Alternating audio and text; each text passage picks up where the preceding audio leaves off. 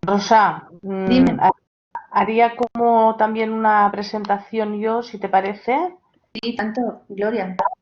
No, bueno, muchas gracias por estar aquí, María. Gracias a Eh, vosotras. sí, y más que nada poner un poco en contexto, Rosa, tanto para mis estudiantes como para los tuyos, de por qué hacemos estas cosas, ¿no? Eh, más que nada, pues para también contextualizar, ¿no? Es decir, tenemos aquí a María, que ella es artista, podríamos decir, contemporánea, ¿no, María? Aparte de joven, Ujú. todo un pensamiento de que es un tipo de arte pues que piensa la realidad actual del siglo XXI. Y entonces lo que hacemos, esto surgió en 2009 con el Centro de Arte La Panera, una colaboración cuando era directora Gloria Caso, de que un artista venía a Zona Baixa, que es un espacio de la facultad, y pasaba el día con nosotros y con los proyectos que realizábamos.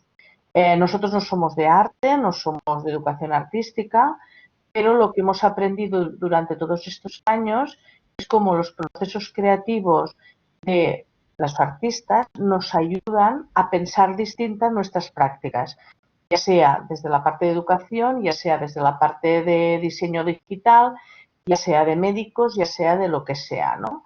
Entonces, lo que nos va a aportar María es su visión, su proceso de creación, su proceso de indagación. Antes no llega a elaborar un producto, ¿no? Podríamos decir, María, y que a veces el mismo producto puede ser el propio proceso realizado, ¿no? Esto creo que es muy importante que lo tengamos en cuenta. Entonces, lo que se trata de esta sesión es de tomar referentes, tomar ideas y sobre todo hacer conexiones, conexiones con lo que vosotros estáis realizando. Uno le va a resonar unas cosas y a otro le va a resonar otras cosas, ¿no? Entonces, a partir de esta sesión, todos aprendemos, igual que Rosa, igual que Mercé, igual que yo, las profesoras. María supongo que también aprenderá porque es un público distinto quizás al que está acostumbrada a dirigirse, y cada uno de vosotros pues también aprenderéis o haréis un tipo de relaciones, ¿vale? Entonces, más que nada, para contextualizar un poco esta sesión, ¿no? Y muchas Ujú. gracias, María, por estar con nosotros. Gracias a vosotras, un placer. Ya, tengo la palabra. Sí, sí, yo creo que sí. Vale. Vale, muy bien. Se me hace un poco raro este formato, ya le estaba comentando antes a Rosa, que es la segunda vez en menos de una semana que me dirijo a un montón de gente a través de la pantalla del ordenador sin ese feedback de las caras, ¿no? Entonces, bueno, voy a compartiros la presentación, entonces voy a dejar de ver esta pantallita. Si veis algo, en algún momento dejáis de ver la imagen o cualquier cosa, me decís para poder arreglarlo. Bueno, la presentación la tengo preparada en dos partes. En una primera parte más breve, quiero haceros una introducción de cómo llego a trabajar en lo que llamo esa intersección entre cyborgs y wearables, o lo que me gusta llamarlo interfaces tecnológicas corporales, ¿no? Quiero haceros una breve introducción a mi formación y también el background de mi compañero en este camino de la práctica artística y en la vida, porque somos pareja, que es Alberto Valverde. Porque creo que es muy interesante remarcar esa, esa colaboración con una persona que no es específicamente del mundo del arte, ¿no? Esa colaboración multidisciplinar que nos lleva a hacer los trabajos que estamos haciendo. Yo, como podéis ver, soy licenciada en Bellas Artes por la Universidad de Vigo, hice el doctorado también en la misma universidad con la tesis que se titula La piel biónica, membranas tecnológicas como interfaces corporales en la práctica artística. Y Alberto, mi compañero, tiene una formación en matemáticas y luego es especialista en diseño de sistemas, entornos interactivos, multimedia y robótica. Nosotros comenzamos a trabajar juntos en 2009. Yo en 2008 es cuando acabó mi licenciatura en Bellas Artes y para mí es cuando empieza también mi trayectoria como artista, justo cuando acabo la carrera, porque bueno, empiezo a recibir una serie de apoyos que me permiten centrarme en mi obra y empezar a trabajar en esa práctica artística fuera de lo que es los trabajos de la carrera, ¿no? Y bueno, decir que empiezo a trabajar con Alberto porque vimos que ambos estábamos interesados en las relaciones entre humanos y máquinas. También nos interesaba a los dos cómo amplificar las capacidades sensoriales humanas utilizando la tecnología. Y por último, y no menos importante, la comunicación entre humanos y plantas, que veréis a través de los trabajos que os voy a mostrar. En 2015, en diciembre de 2015, leo la tesis en la Universidad de Vigo, como os decía, la piel biónica, membranas tecnológicas como interfaces corporales en la práctica artística.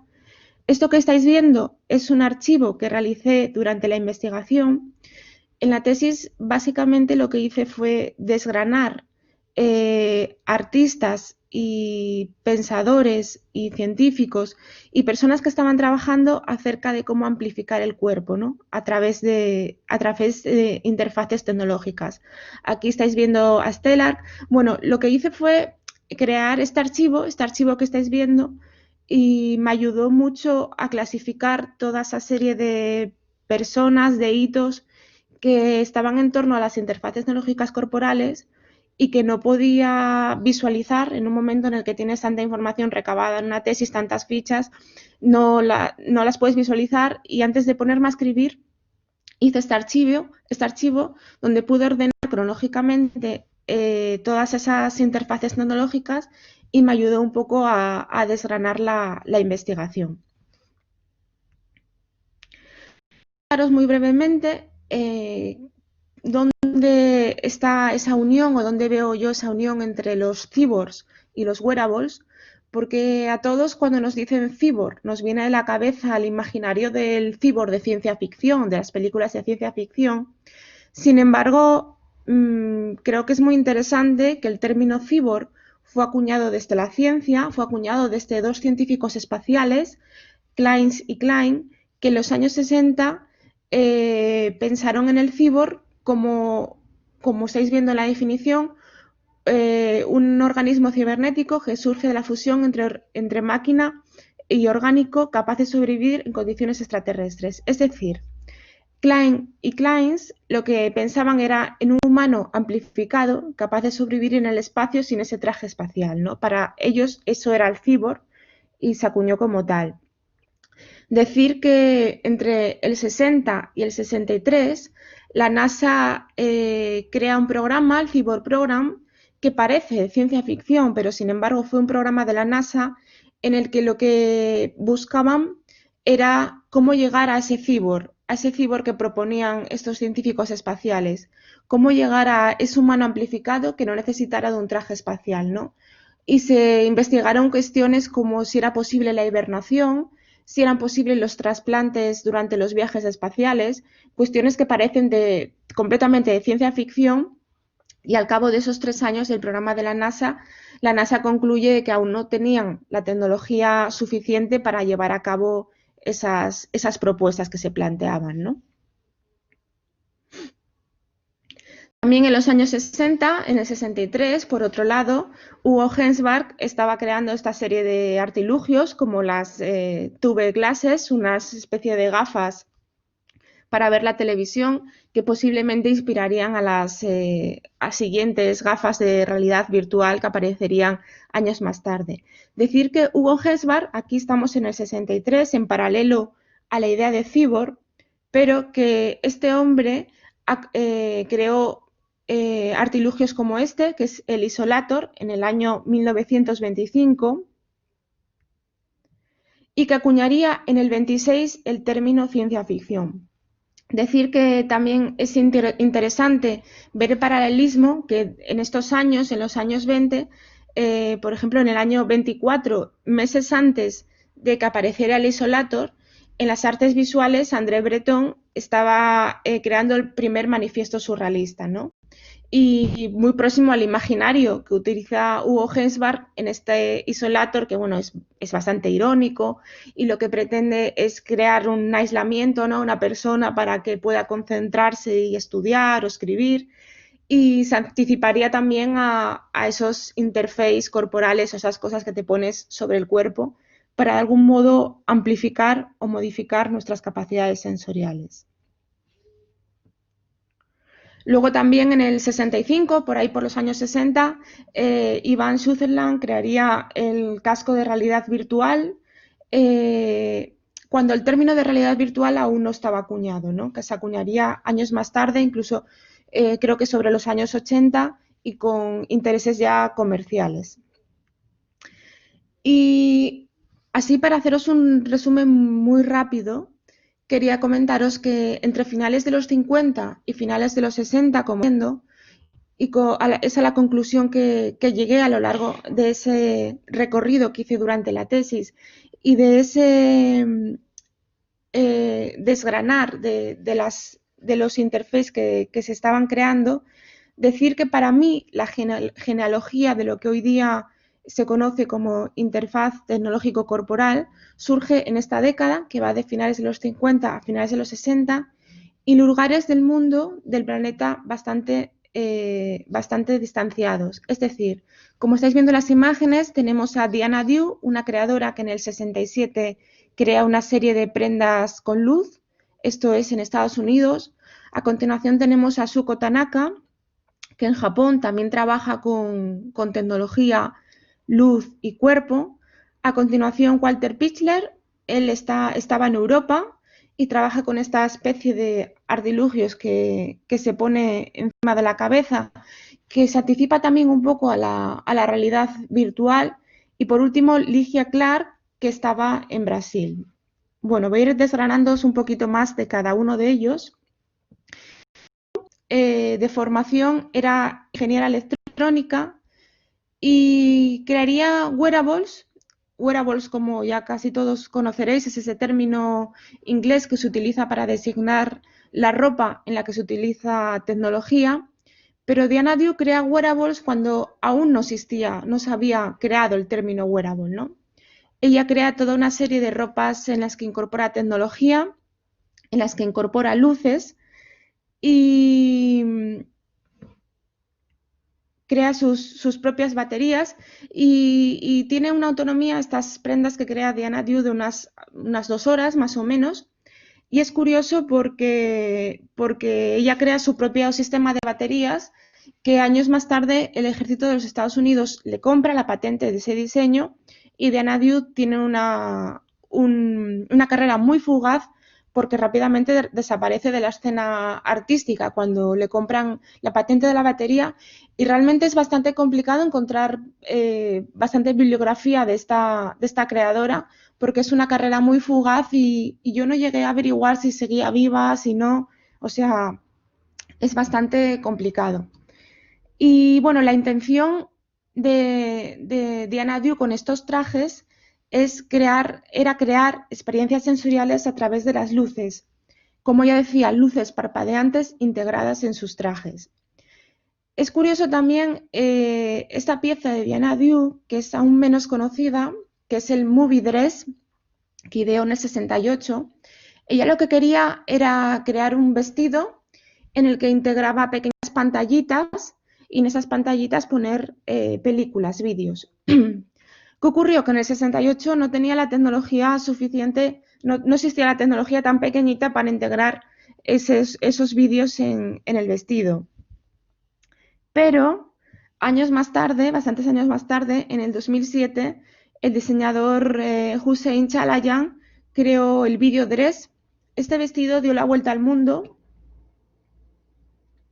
Dio la vuelta al mundo porque Hussein Chalayan fue uno de los primeros diseñadores en crear wearables en alta costura y llevarlos a la pasarela.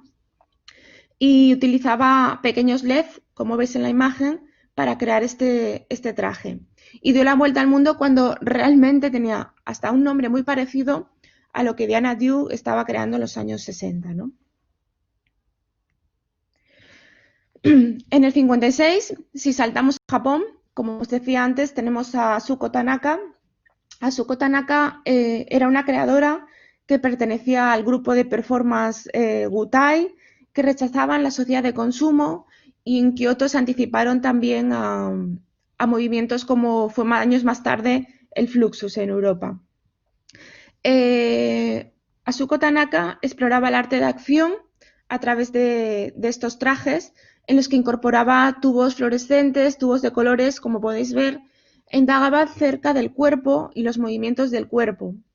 Y luego en la imagen de la derecha podéis ver los trajes durante las performances con los que se movía, bailaba, y a ella le gustaba decir que sus trajes o sus vestidos eran pintura en movimiento. Al fin y al cabo eran una extensión del cuerpo y puede que Asuko Tanaka haya sido una de las pioneras en el uso de tecnología y performance, ¿no?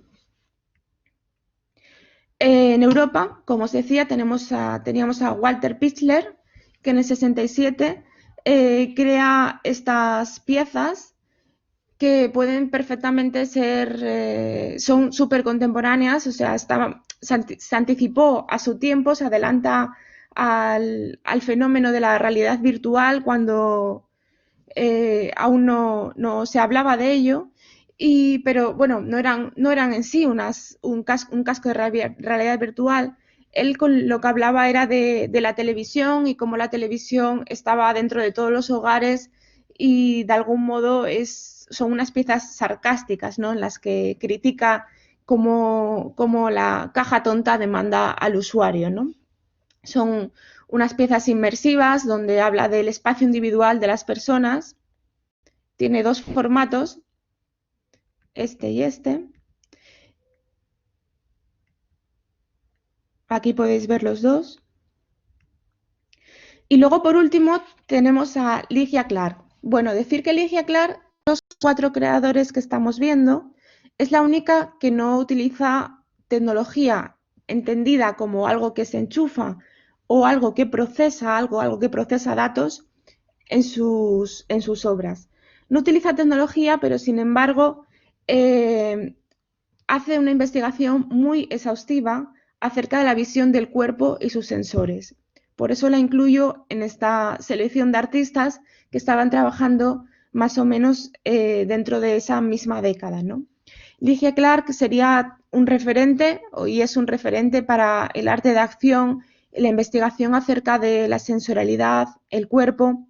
En esta obra que estáis viendo, la de la serie Ropa, Cuerpo, Ropa, lo que crea son esta especie de buzos, esta especie de monos, y en la performance está un hombre y una mujer dentro de esos trajes, en los que no tienen visión, o sea, tienen una especie de capucha por delante de los ojos y no ven, tienen tapado el sentido de la vista, y sin embargo estos trajes lo que tienen son una serie de bolsillos en los que dentro de cada bolsillo hay diferentes texturas y juega con... Ligia Clark investiga con eso, con cómo una persona tiene que meter la mano dentro del bolsillo de la otra, indagar acerca de esas texturas y de la sensorialidad.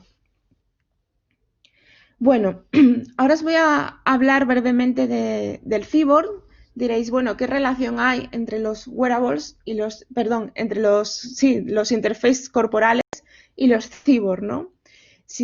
Pero si dejamos atrás esa visión del cyborg de ciencia ficción, nos centramos en el cyborg de Klein sin Klein para ir al espacio y nos centramos en este investigador, Steve Mann, que actualmente trabaja en Canadá, tiene una formación en ingeniería eléctrica y lleva obsesionado desde los años 80 en la creación de interfaces para poner sobre el cuerpo y de algún modo amplificar la visión, ¿no?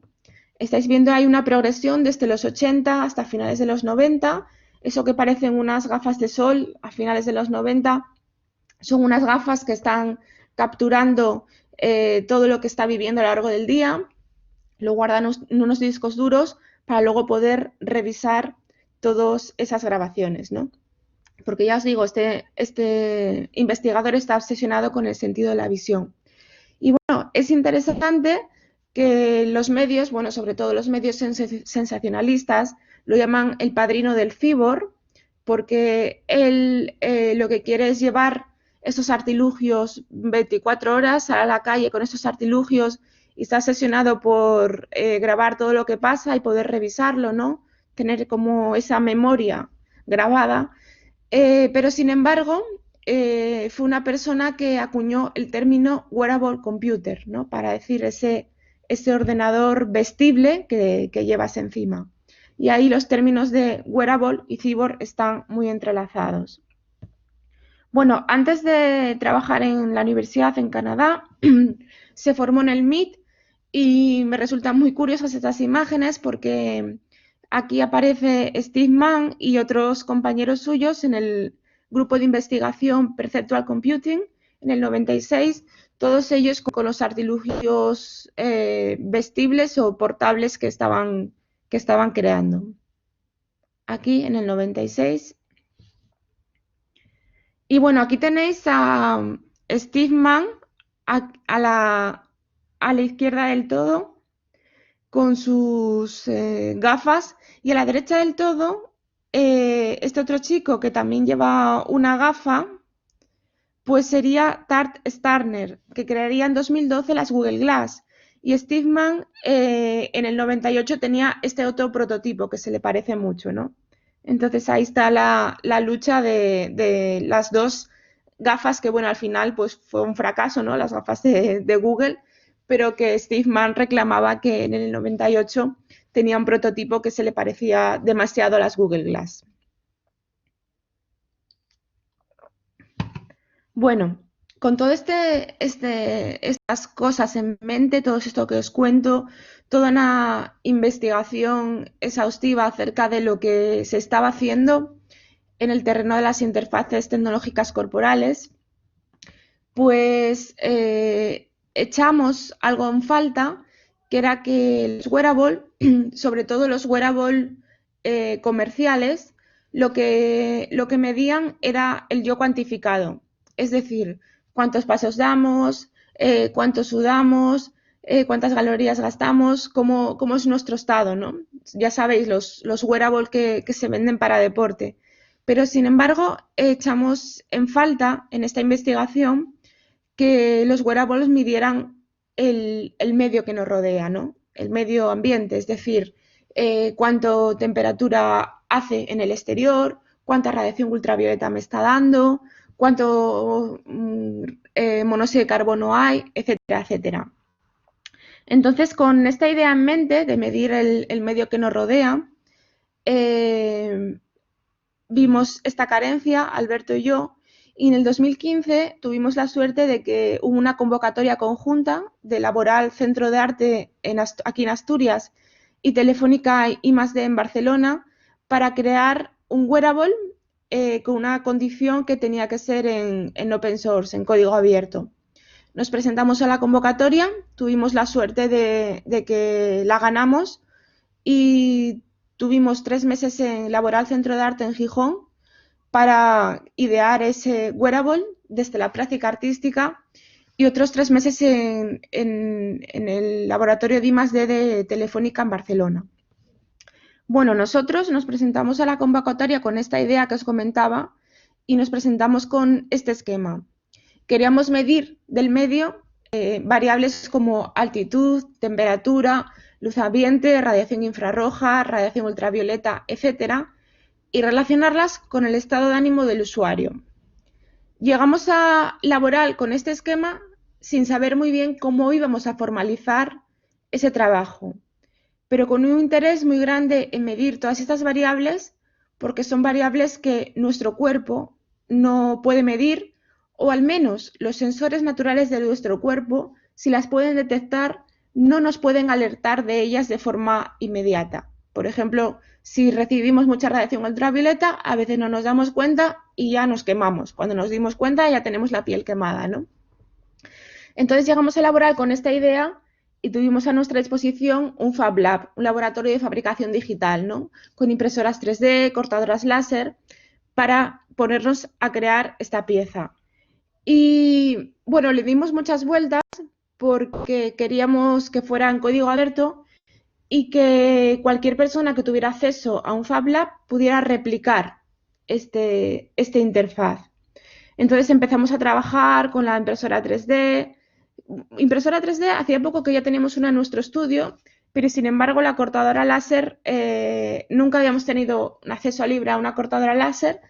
Entonces, bueno, pasamos los 3 meses de verano que tuvimos la residencia en el Fab Lab de Laboral, encerrados en el Fab Lab, como digo yo, pensando con las manos, ¿no? Porque era mucho de práctica, perdón, ensayo-error, probando cosas, a ver si funcionaban, probando materiales y hasta que dimos con el diseño final de ese objeto.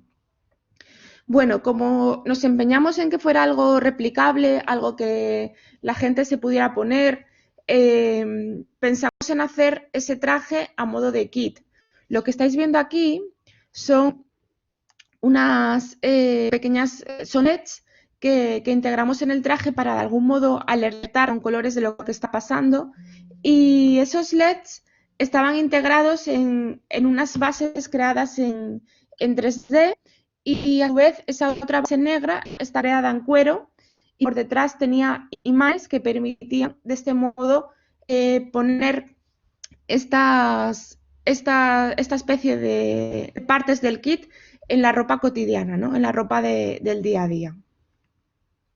Aquí veis los sensores, utilizamos sensores que están en el mercado, sensores bastante económicos y los programamos con Arduino. Utilizamos Arduino porque, bueno, creo que es una plataforma, seguramente conoceréis. Bueno, para quien no sepa qué es Arduino, digo rápidamente que Arduino es un microprocesador que se creó para artistas y personas que trabajan en entornos creativos porque no necesitas unos conocimientos muy grandes de ingeniería, ya viene el microprocesador hecho y lo que tienes es que conectar sensores, actuadores y, bueno, saber un poco de programación para hacer las interactividades que Aquí tenemos los sensores, una vez más en la base diseñada 3D, y estos son los mismos sensores ya con la carcasa. Aquí tenemos los sensores de luz con esa pequeña apertura para que entre la radiación y se puedan medir. Aquí está el controlador, unos servomotores que se mueven. Luego creamos la caja de ese kit también en el Fab Lab, cortada con láser, con todas nuestras partes de ese kit. Aunque la idea primera era crear este kit para que la gente se lo pusiera en su ropa cotidiana, su ropa día a día, como aún teníamos tiempo de residencia, pues dijimos, bueno, vamos a crear un vestido para poner ese kit. Y no, bueno, nos metimos en un terreno farragoso, pues ni Antonio ni yo tenemos formación en patronaje, entonces no sabíamos cómo solucionar el vestido hasta que dijimos, mira, vamos a abordarlo desde lo que queremos hacer, que es la escultura. Y como Nikki empezamos a hacer con Eva, que era un material que por textura se parecía bastante al material final que utilizamos, que fue cuero, y hicimos el bodeceto goma eva, como estáis viendo, luego lo quitamos del maniquí y motos, lo digitalizamos y lo cortamos con láser en el material final que fue cuero. Este es el resultado, es el primer Environment 3. Como estáis viendo, ahí veis las pequeñas partes conectadas con los cables. Nosotros no queríamos hacer un wearable al uso, un wearable de los llamados wearables comerciales, en los que se busca una funcionalidad, pero que no se note la tecnología. Nosotros lo que queríamos era denotar que esa tecnología está ahí y esa tecnología te permite de algún modo amplificar el cuerpo, amplificar esas capacidades sensoriales. Por eso queríamos que ese cable y esos LEDs y esas partes formaran parte de la estética de nuestro interfaz, ¿no? Bueno, este es Environment 3, aquí veis un detalle y decir que cómo funciona este vestido. Bueno, aquí estáis viendo en la espalda los sensores. Lo que hace el vestido es recoger variables del medio, las variables que decíamos al principio, humedad, temperatura, presión atmosférica, etcétera, etcétera. Y estas variables se relacionan con el estado de ánimo de la persona que lo viste. ¿Cómo se relacionan? Pues tenemos una app en la que tú desde el móvil le dices al vestido, "Buah, me encuentro triste", o "me encuentro súper contento", "me encuentro cansado". Entonces el vestido va relacionando esos estados de ánimo que tú le dices, lo que ocurre alrededor. Si hay mucha radiación ultravioleta y tú dices que te enfadas, el vestido sabe que si hay mucho sol es probable que te vaya a enfadar. Entonces, por eso es capaz de llegar a predecir cómo te vas a encontrar.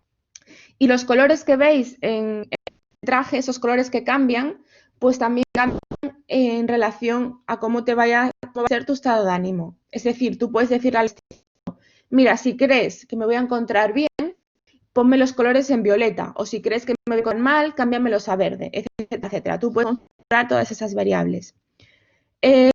Bueno, y luego aparte, creo que no mencioné que él tiene GPS, entonces puedes saber en qué lugar de la ciudad te encuentras mejor o peor y qué es lo que estaba sucediendo en ese lugar. Aquí veis un detalle lógico y os voy a poner un vídeo muy breve, que es el traje en movimiento.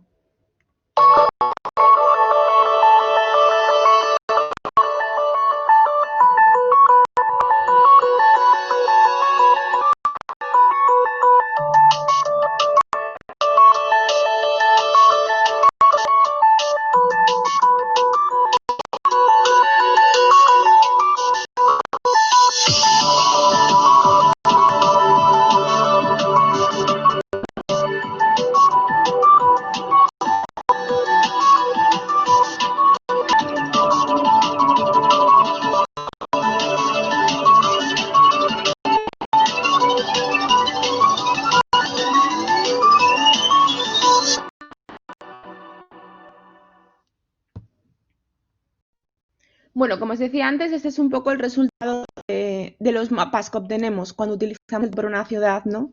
Tenemos ahí todo el código que hace la persona que lleva el traje puesto.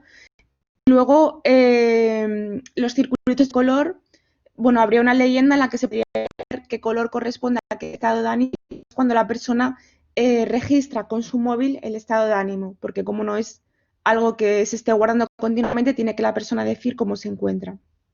Bueno, el vestido estuvo nominado a los premios Stars de Science, Technology and the Arts de la Unión Europea y a contaros también Environment Dress 2.0 porque aún teníamos tiempo en las residencias, estamos teniendo el Fab Lab a nuestra disposición, hemos finalizado el Environment Dress que acabamos de ver y nos dijimos, bueno, queremos hacer otro vestido con una intención más formativa, ¿no?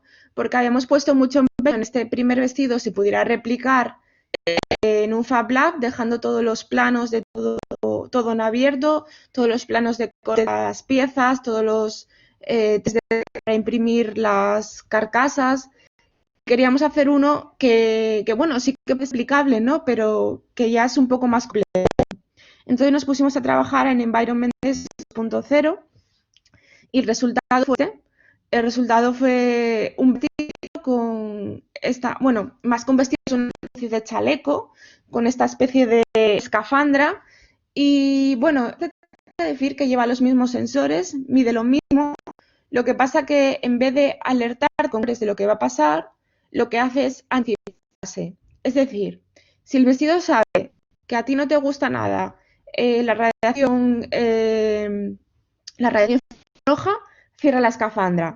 Y si cierra la escafandra tienes esta pantallita para continuar viendo, ¿no? Y poder desplazarte. O si ve que molesta mucho el ruido porque estás en un sitio con mucha gente, activa unos pinchos que tiene en la espalda, que aquí estáis viendo. Bueno, en esta la que estáis viendo la imagen soy yo en Ars Electrónica.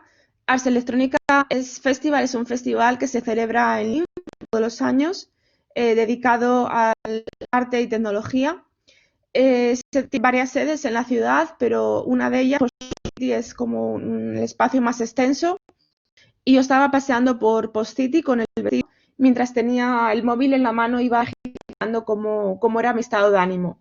Y en otro punto de la misma exposición, podía seguir en una pantalla en directo los datos medioambientales, sonido, luz, radiación ultravioleta, mi estado de ánimo y todo el recorrido que yo estaba haciendo por ese espacio expositivo, ¿no? Parte de la leyenda de colores de cómo me iba contando.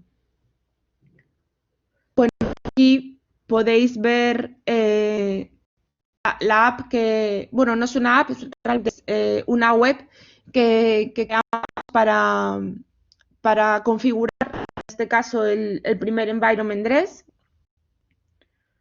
Y aquí os voy a poner brevemente un trocito del vídeo de el segundo environment dress que grabamos en Badalona y también en Barcelona, y para que veáis un poco el vestido en movimiento. No os lo pongo entero porque el vídeo lo podéis ver íntegro en mi web.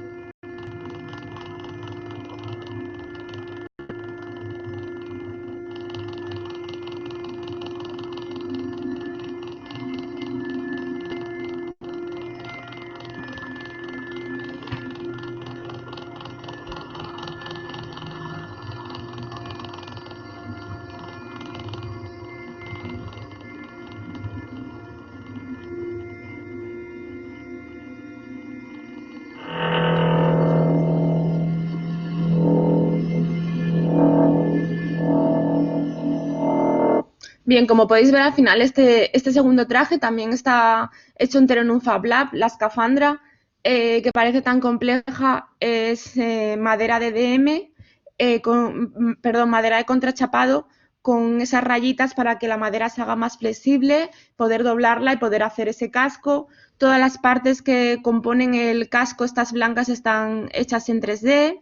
En la parte de adelante que veis al principio que parpadea, aquí está toda la electrónica, estos agujeritos. Dentro de los agujeritos están los sensores y por eso tienes esos agujeritos para que puedan seguir entrando las variables medioambientales. Y al final, bueno, pues lo que os comentaba, lo que queremos con este traje, bueno, estos pinchos están cortados también con láser, estos son servomotores que mueven los pinchitos, aquí hay unos LED. Lo que pretendemos con este traje es amplificar de algún modo esas capacidades sensoriales, ¿no? Para poder relacionarlas con el estado de ánimo de las personas. Voy a pasar al siguiente proyecto. El siguiente proyecto del que os quiero hablar es Clorofila 3.0. Clorofila 3.0 es un proyecto al que le tengo mucho cariño porque fue el primer proyecto que Alberto y yo desarrollamos juntos en 2009. Y os pongo que dura hasta la actualidad porque realmente se transformó y mutó en otros proyectos, pero es un trabajo con el que actualmente seguimos investigando. Deciros que nuestros proyectos suelen ser así bastante largos, en los que empezamos a investigar sobre algo y se va transformando a lo largo de los años y seguimos indagando a través de ello. Lo que hicimos en Clorofila 3.0, habíamos leído unas investigaciones de un grupo de investigación, de un grupo de investigación ruso que había experimentado con plantas y que había detectado que las plantas eran sensibles a lo que ocurría en el medio.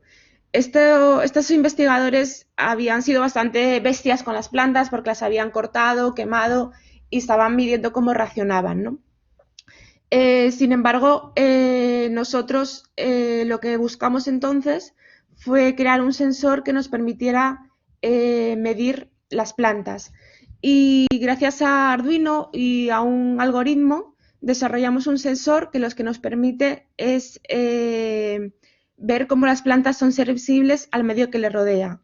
Es decir, podemos medir cómo las plantas varía la actividad eléctrica de las plantas dependiendo qué ocurre a su alrededor. Si sube la temperatura, si cambia el sonido, si aproximas otra planta, si aproximas objetos, etcétera, etcétera.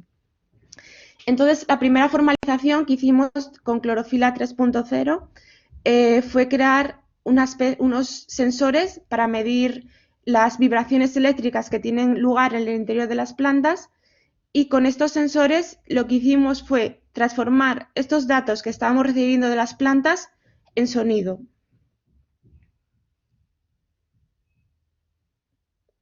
Bueno, tengo las imágenes más adelante. Os voy a mostrar este vídeo rápidamente. El funcionamiento de nuestro sensor es el siguiente. Nosotros clavamos un cablecito en la tierra, cerca de la raíz de la planta, y enrollamos otro cablecito en una de las ramas de la planta. Y lo que hacemos es ajustar cada una de las plantas, porque todas las plantas son diferentes, y medir así la sensibilidad de la planta. Ahí veis que Alberto está ajustando el sensor.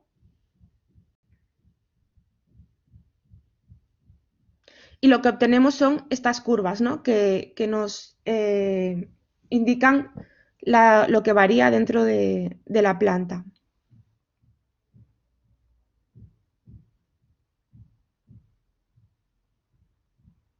Aquí veis que cuando toca la planta, pues la curva cambia.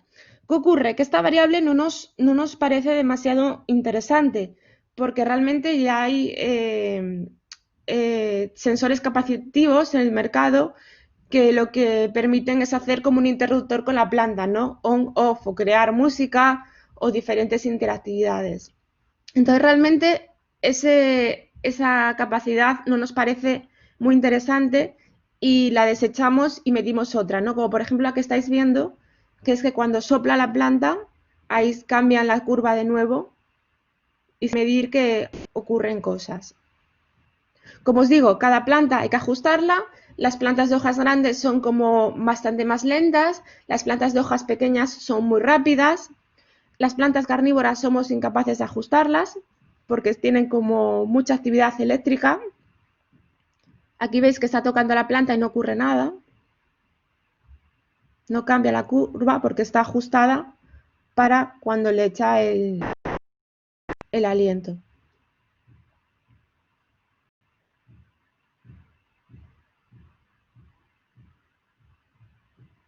Y en esta última parte de la demostración está moviendo los cables para que veáis que que no ocurre nada cuando mueves el cable. Toca la hoja y la planta ni se inmuta.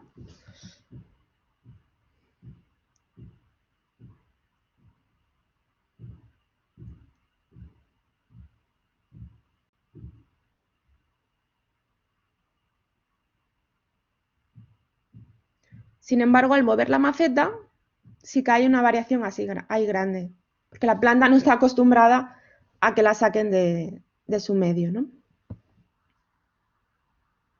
Bueno, ¿cómo funciona el sensor? Como os decía anteriormente, tenemos un cable que ponemos en una ramita, otro cable que va a la tierra y medimos el estado eléctrico de la planta. Vimos que en esa curva no pasaba nada interesante, sin embargo, esa curva la amplificamos mucho y ahí tenemos una señal oculta. ¿Qué nos permite esa señal? Como os decía, ajustar la planta para medir su sensibilidad a la luz, al sonido, al CO2 o diferentes variables.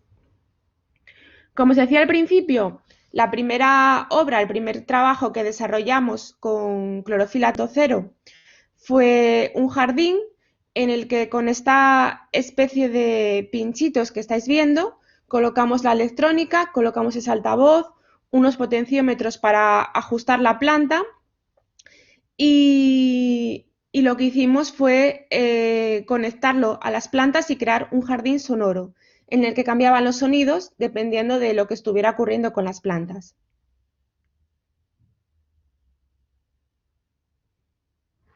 Y aquí tengo un breve vídeo en el que podéis ver cómo suena.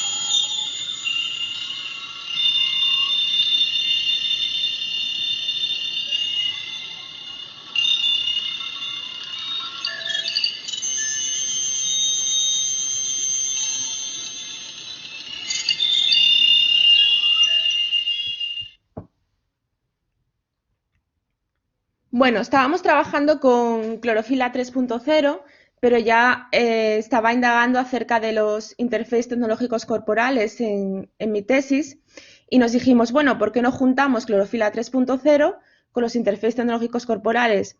Ya que veíamos que las plantas son más sensibles que los humanos, de algún modo, ¿no? Entonces, ¿por qué no aprovechar esa sensibilidad para crear un wearable o un interface que nos permita de algún modo continuar amplificando ese cuerpo, ¿no? A través de la sensibilidad de las plantas? Y así surge Symbiotic Interaction, que es un proyecto que creamos en residencia en Umea, en la Universidad de Umea, en Suecia, durante 6 meses. Llegamos a la Universidad de Umea con este esquema. Lo que queríamos era medir lo que ocurría en las plantas y relacionarlo con las personas, ¿no? Entonces queríamos convertir Symbiotic Interaction en un wearable que pudiera relacionar plantas y personas. Llegamos allí y esta vez teníamos claro que queríamos hacer un wearable en el que, a mi medida, entonces el primer paso fue escanearme, ese es mi cuerpo, y empezamos a bocetar en 3D sobre mi cuerpo, creando el volumen de esa pieza que queríamos idear. Y uno de los primeros pasos fue pasar esa especie de mochila, esa especie de interface que estábamos creando, algo volumétrico que pudiera poner sobre mi espalda y ver si íbamos bien por ahí o no. ¿Por qué hicimos esto? Porque el trabajo final iba a estar creado en 3D. El 3D lleva mucho tiempo de impresión y no podíamos hacer algo que luego no fuera a servir. Entonces, por eso creamos este primer boceto. Vimos que estaba bien y continuamos trabajando sobre la idea. Esta fue la primera prueba de impresión y este fue el trabajo final. En el trabajo final lo que tenemos es una especie de mochila. En la espalda hay una serie de bolitas. Dentro de cada bola hay una planta y la planta está conectada a los sensores. A través de los sensores lo que medimos son, como veíais antes, las vibraciones eléctricas que se producen en la planta, y entonces esto nos da información acerca de la planta que el usuario recibe por medio de cambios en los colores que podéis ver, por medio de sonido en un pequeño altavoz que tengo ahí encima del pecho, y también por cambios en las gráficas que podéis ver aquí en este guante. Y a cambio lo que queríamos era darle algo a la planta. En este caso yo le daba mi CO2. Aquí podéis ver un detalle de la espalda y aquí podéis ver el segundo de los trajes. Porque al final hicimos 2 trajes que miden lo mismo, pero bueno, están colocados los artilugios de manera diferente. En este traje hay una pequeña mochila en la espalda que la planta gota a gota, y aquí podéis ver los dos. Y aquí os voy a poner un breve vídeo donde podéis ver todo el proceso del trabajo.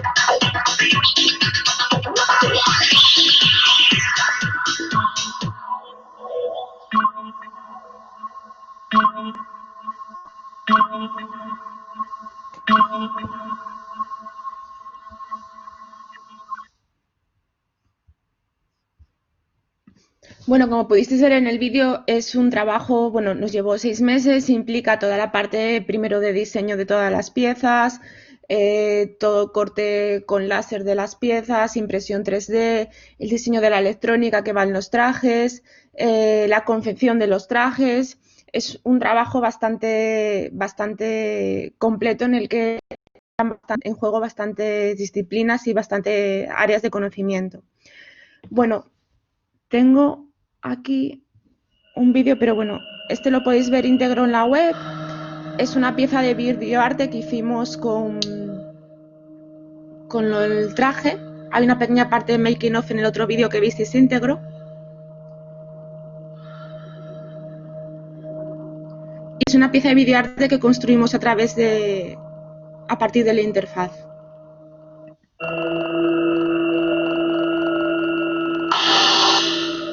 Bueno, decir que, por ejemplo, estas imágenes que estáis viendo las grabamos en unos invernaderos en Umea, en un grupo de investigación de biología que investigan psicología de las plantas.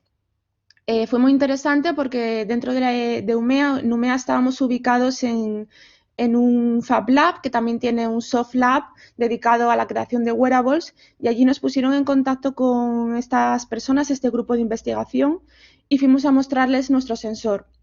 Porque, bueno, nosotros sabemos que podemos medir esa variable, sabemos que ocurre algo en la planta, pero no sabemos si la planta está sintiendo dolor o placer. Sabemos que algo le pasa a la planta, pero no sabemos qué es, ¿no?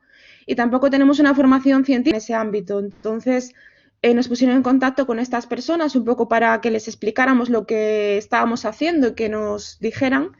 Y fue muy interesante porque, bueno, dijeron que lo que estábamos haciendo tenía todo el sentido y las conclusiones a las que estábamos llegando, las mediciones tenían sentido dentro de la biología de la planta, pero que ellos tampoco tenían ni idea que era lo que estábamos midiendo que conseguía esos resultados de una manera tan inmediata, ¿no?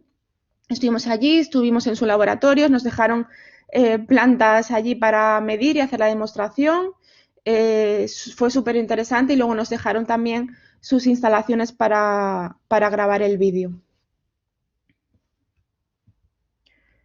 Bueno, aquí traigo algunas imágenes de los trajes que estuvieron expuestos en diferentes lugares. Aquí está en Roubaix, en Francia, en un museo que está dentro de una antigua piscina y era una exposición sobre wearables.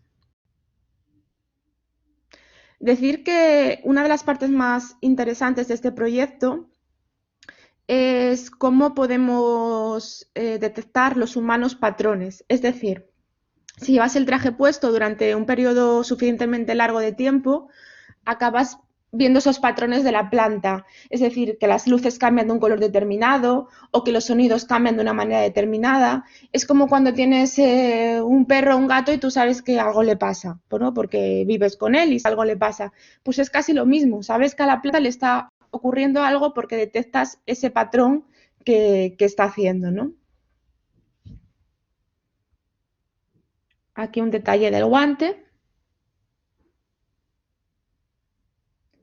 Bien, y ahora quería hablaros de este proyecto que es de Plant Sense y es como la continuación, ya os digo, el proyecto Clorofila 3.0 es un proyecto muy largo que dura desde 2009 hasta la actualidad porque se va mutando y va evolucionando a lo largo de estos años.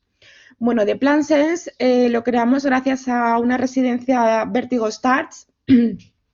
Las residencias Vertigo Stars son un programa de Europa 2020 y es un programa en el que primero hubo una convocatoria para proyectos de I+D+I que no tuvieran que ver con el arte y después hubo un llamamiento a artistas que quisieran trabajar en estos proyectos o con estos proyectos creando una obra.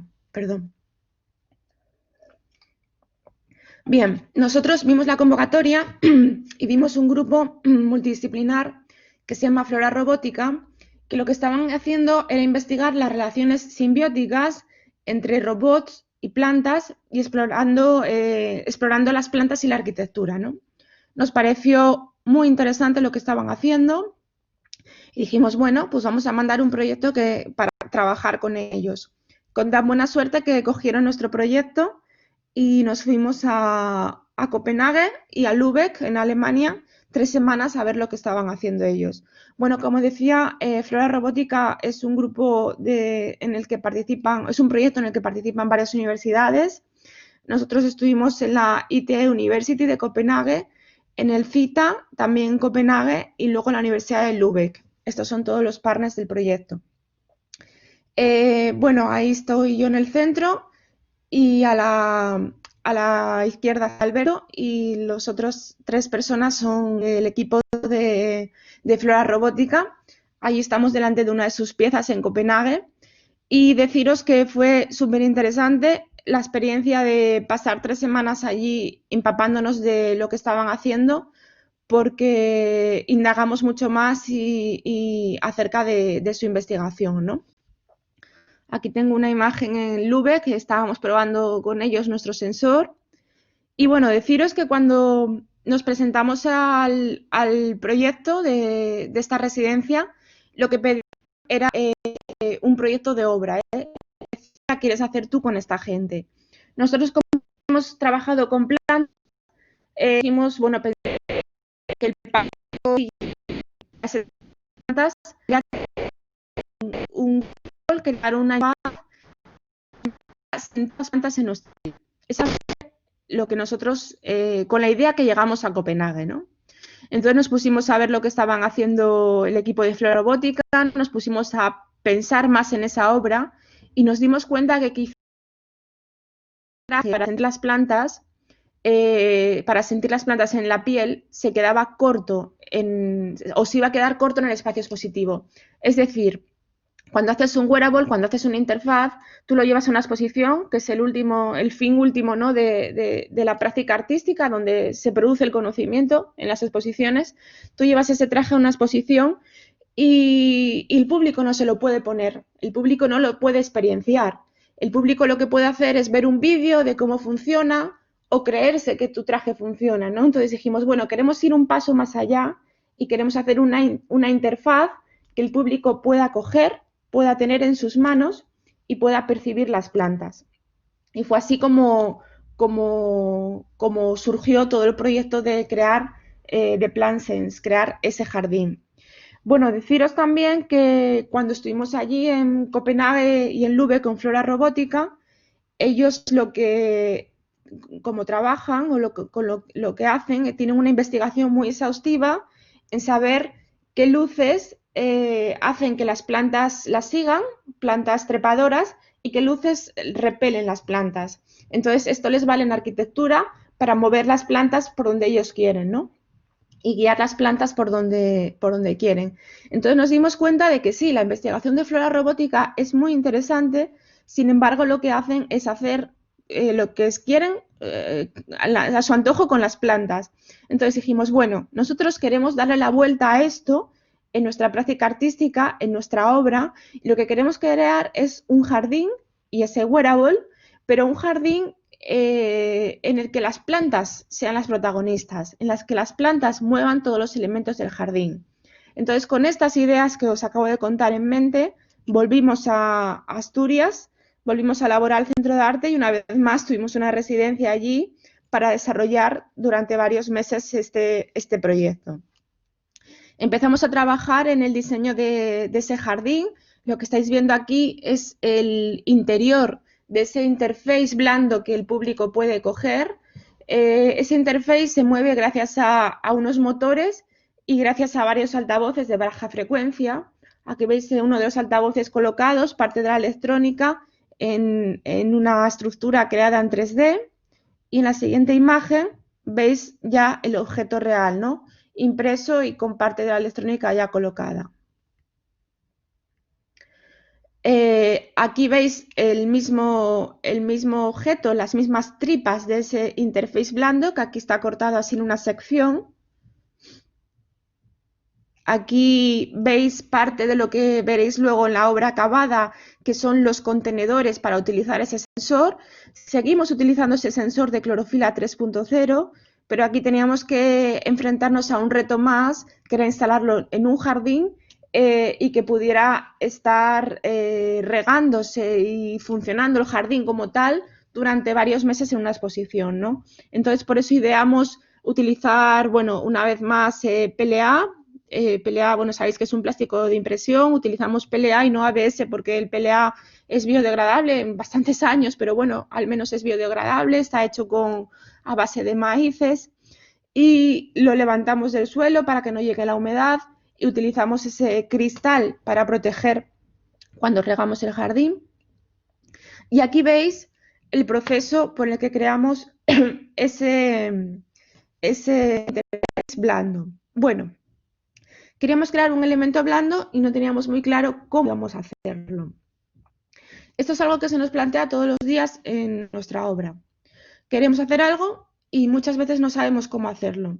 Y tenemos que por el camino ir buscando las herramientas para resolverlo, ir aprendiendo nuevos programas para poder solucionarlo.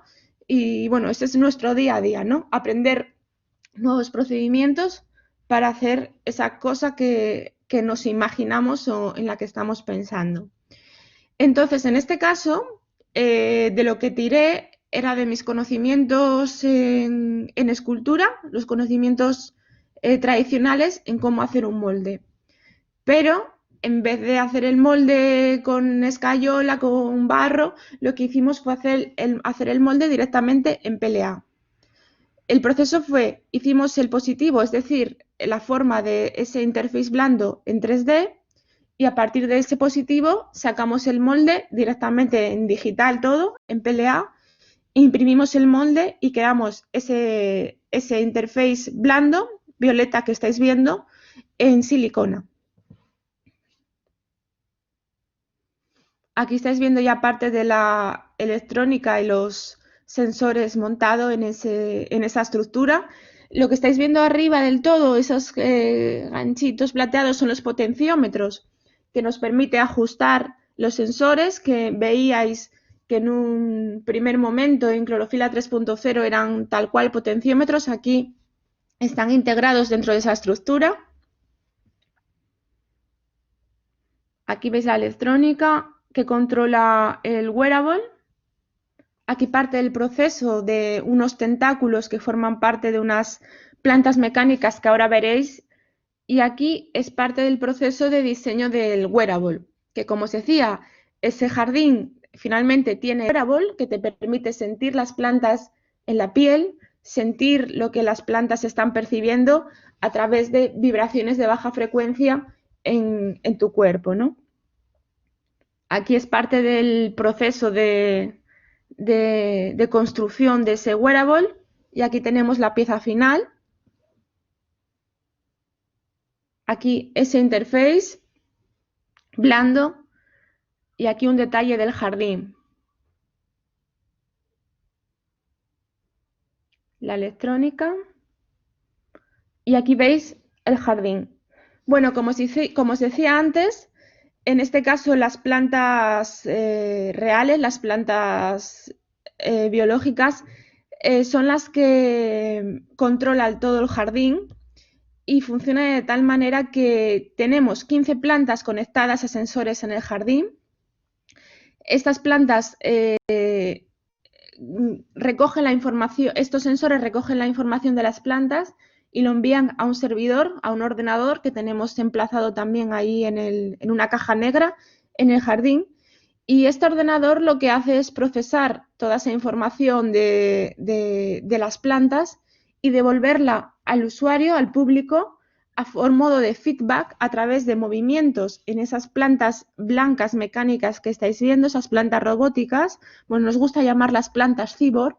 A través de esos movimientos, también movimientos en estos interfaces violetas que la gente puede coger en sus manos, sonidos, porque el jardín también es sonoro, y a través de, si te pudieras poner el traje, a través de esos movimientos y esas vibraciones que percibirías, ¿no? Dependiendo de lo que las plantas estén sintiendo.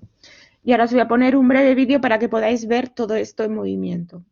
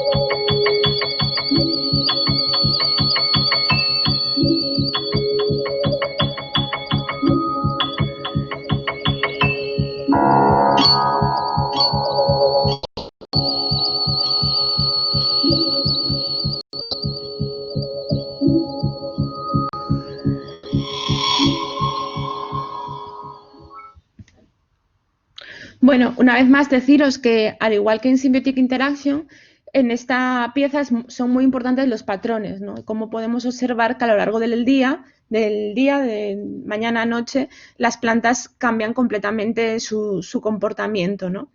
Esta pieza estuvo instalada en Laboral Centro de Arte durante varios meses, en el hall, y justo enfrente de la pieza está el mostrador donde trabajan las personas allí que te atienden cuando entras en Laboral, y nos decían que era impresionante como, por ejemplo, a las 3 de la tarde las plantas estaban como locas, el jardín estaba súper activo, no paraban de emitir sonidos, de moverse los tentáculos.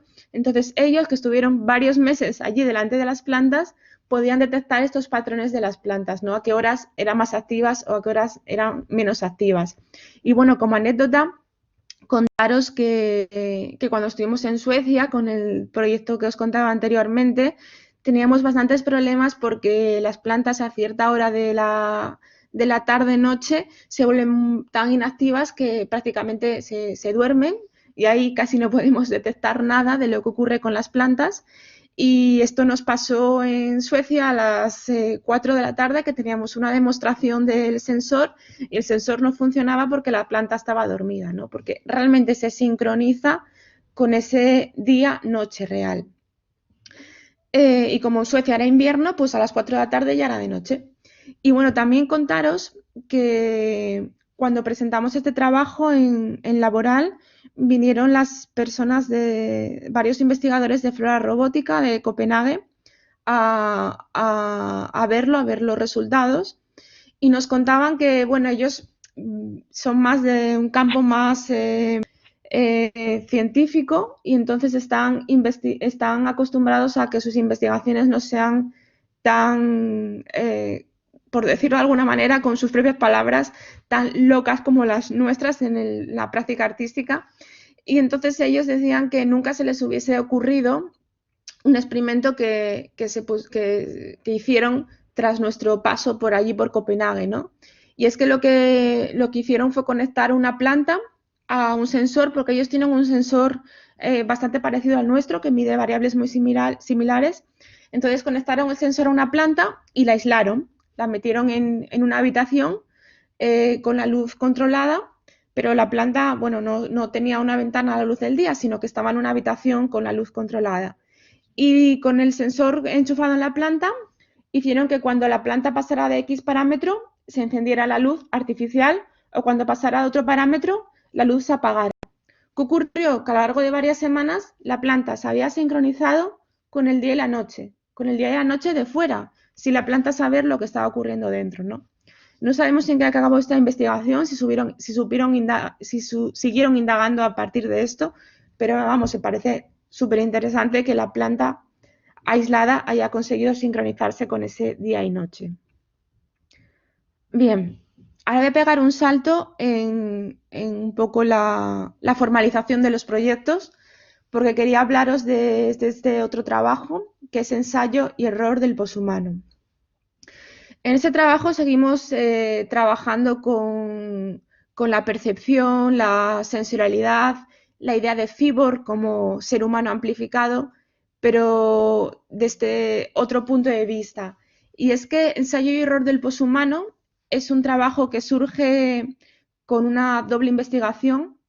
Por un lado, queríamos investigar acerca del paradigma de la escultura en la era de la fabricación digital, y por otro lado queríamos investigar acerca de ese cuerpo amplificado, ese Fibor. ¿Cómo será ese cuerpo del futuro, ¿no? Amplificado por la tecnología y por la biotecnología? Pero desde un punto de vista especulativo, no creando una interfaz, no creando algo que funcionara en este caso, sino creando imágenes especulativas acerca de ese posible Fibor. Entonces, bueno, nos presentamos a una convocatoria de investigación escultórica de Candás, un pueblecito que está aquí muy cerca de Gijón, en Asturias, y que tiene una beca de investigación escultórica anual.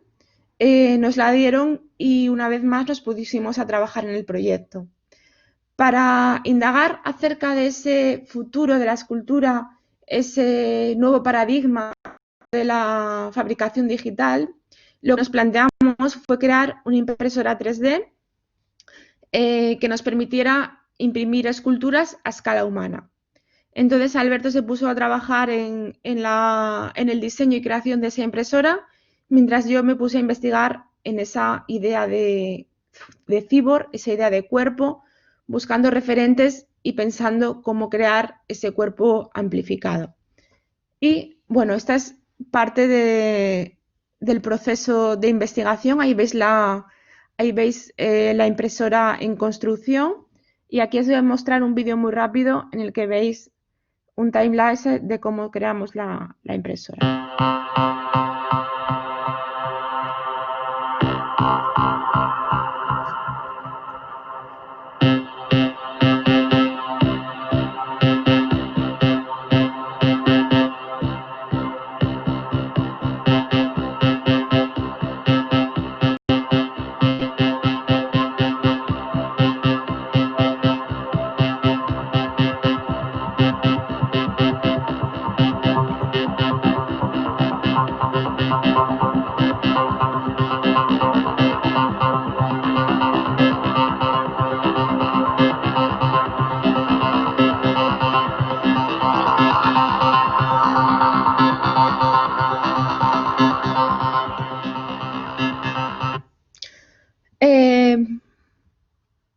Bueno, una vez teníamos la impresora funcionando, una vez teníamos la impresora hecha, nos planteamos cómo crear ese humano amplificado, qué forma iba a tener las figuras de ese humano amplificado. Bueno, llegamos a la idea, a la conclusión de que ese futuro poshumano nuestro queríamos que fuera no canónico, que fuera un ser posgenérico y que entonces estábamos buscando la solución de cómo formalizarlo, ¿no?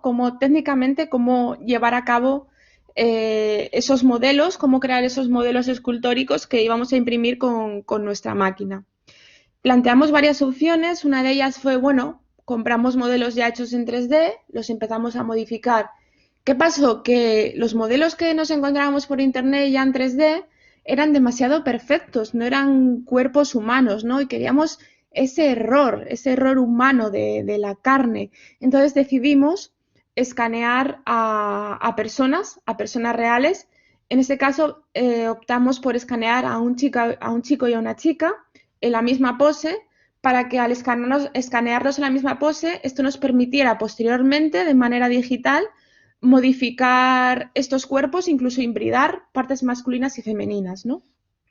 Bueno, decir que para escanear utilizamos un escáner que es un escáner bastante económico, que se coloca en el iPad, porque no teníamos presupuesto para un escáner de mejor resolución. Esto nos trajo bastantes problemas porque nos pusimos a escanear y para tener algo medianamente decente no podíamos alejarnos mucho de la persona a escanear porque entonces salía todo completamente borroso. Entonces tuvimos que escanear por partes.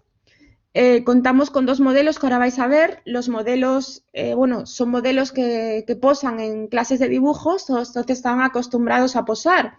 Sin embargo, necesitábamos que estuvieran unos 20 minutos parados, pero muy parados, porque el mínimo balanceo a nosotros se les desenfocaba. Entonces les hicimos una especie de estructuras en las que apoyarse para poder así escanearlos. Bueno, vais a ver un vídeo rápido de cómo fue el proceso.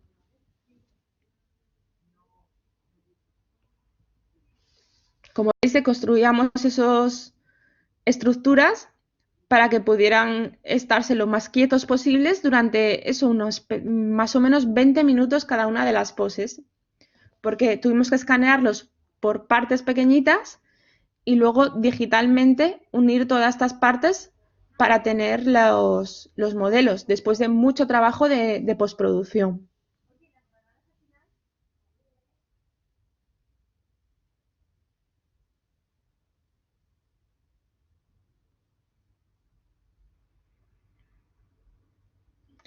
Vale, después de todo ese trabajo de postproducción, lo que conseguimos fueron estos modelos. Teníamos nuestro modelo aquí, el modelo femenino, y aquí el modelo masculino, más o menos en las mismas poses, y esta fue la base con la que empezar a trabajar, empezar a hacer esas modificaciones. Quizá este trabajo fue uno de los primeros trabajos en los que utilizamos la herramienta del 3D de esa forma más orgánica, porque hasta ahora eran formas más geométricas y entonces hubo partes en las que nos atascábamos, ¿no? Nos atascábamos y queríamos llegar a una forma, no sabíamos cómo llegar a esa forma, cómo solucionarla con el programa de 3D, entonces recurríamos a la parte más plástica, en este caso esa cosa blanca es plastilina, que está puesta sobre una cabeza tal cual impresa en 3D para intentar aproximarnos a esa forma que luego queríamos conseguir con el 3D. O esta parte, que la parte amarilla en este caso es plastilina y lo que hicimos fue hacerla en plastilina, escanearla con el escáner en 3D y luego retocarla de nuevo en 3D en el ordenador. Bueno, esta veis la parte de la progresión. Bueno, tuvimos muchos problemas con la impresora 3D, como posiblemente os podáis imaginar. Al final los problemas no estaban tanto en crear la máquina, porque al final la máquina haces una pequeña, la escalas en grande. ¿Qué pasa? Que cuando la escalas en grande los problemas están donde menos te los puedes esperar, como en el rollo de filamento. Teníamos un rollo de filamento de 10 kilos en el que, claro, o pesaba mucho, se atascaba, tuvimos que ponerle un motor al rollo de filamento para que no se nos atascara, luego el motor iba más rápido que el extrusor, se nos acumulaba el filamento, se volvía a atascar.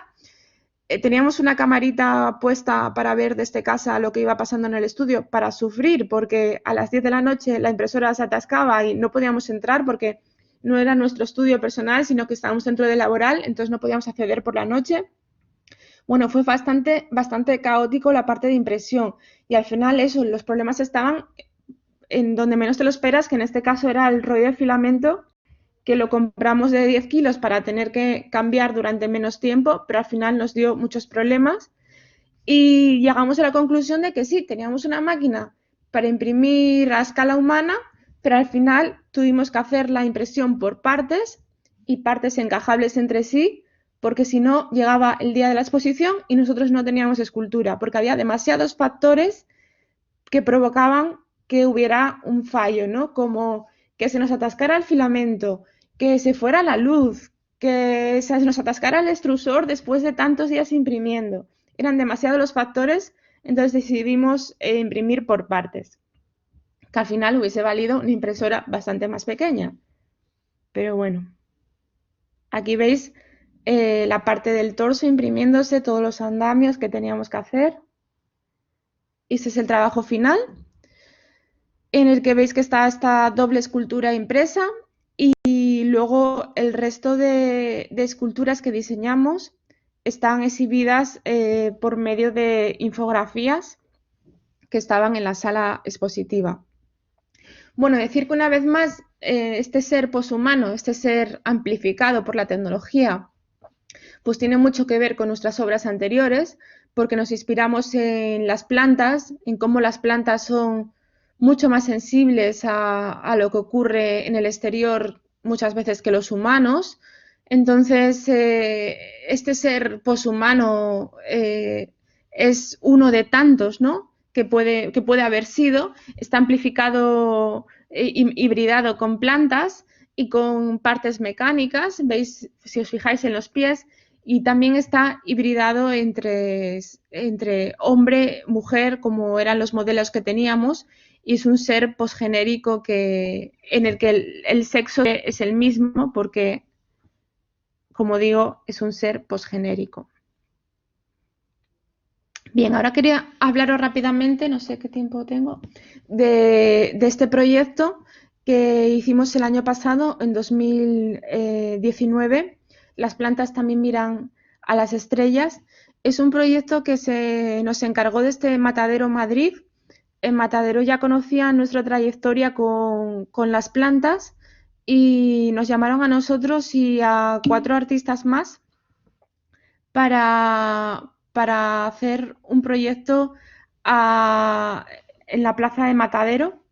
Bueno, el proyecto es el proyecto del proyecto, porque el problema que hay en Matadero, no sé si conocéis el espacio, está la plaza esta, y la plaza de Matadero tiene el problema de que en verano es un sitio que hace muchísimo calor, no hay ningún árbol ni nada, allí hay conciertos, pero noche porque por la tarde y a mediodía te derrites ahí en Matadero, ¿no? Entonces este matadero querían hacer el espacio más habitable y que tuviera también esa relación con la naturaleza. ¿Qué ocurre? Que es un espacio también reservado por patrimonio, no puedes hacer agujeros en el suelo, no puedes hacer un montón de cosas. Entonces se nos pusieron un montón de restricciones y el trabajo que planteamos finalmente fue crear una especie de esculturas enormes, ya veis ahí la escala humana, esta especie de estrellas, para de algún modo dejar que estas estrellas fueran invadidas por las plantas, por la naturaleza, y conectar las plantas que viven en estas grandes esculturas a sensores para de algún modo crear una especie de relación entre las personas que pueden visitar Matadero y las plantas y crear una relación entre estas personas y las plantas, ¿no? Percibiéndolas a través de movimientos, a través de sonidos muy sutiles que se mezclen también con los movimientos de la naturaleza, con los sonidos de la naturaleza y que proporcionen un espacio de sombra, de un espacio agradable y fresco donde estar en verano, ¿no? Aquí tenemos un vídeo en el que planteamos eso, una serie de esculturas a gran escala. Nos habíamos planteado imprimirlas también en 3D, en aluminio o cerámica, algún material que fuera resistente a estar a la intemperie. Ahí veis las plantas y en el interior de esas estrellas pues habría en este caso aquí esta especie de banco en el que te puedes sentar y percibir los sonidos de las plantas, esta especie de tentáculos que se moverían también dependiendo de lo que las plantas estuvieran percibiendo. Y aquí esta especie también de altavoces, el de los que saldría sonido. Planteábamos también para la calle de Matadero estos tentáculos que, bueno, tendrían el mismo funcionamiento, serían una especie de tentáculos a gran escala conectados a las plantas que se estarían moviendo dependiendo de lo que las plantas estuvieran percibiendo.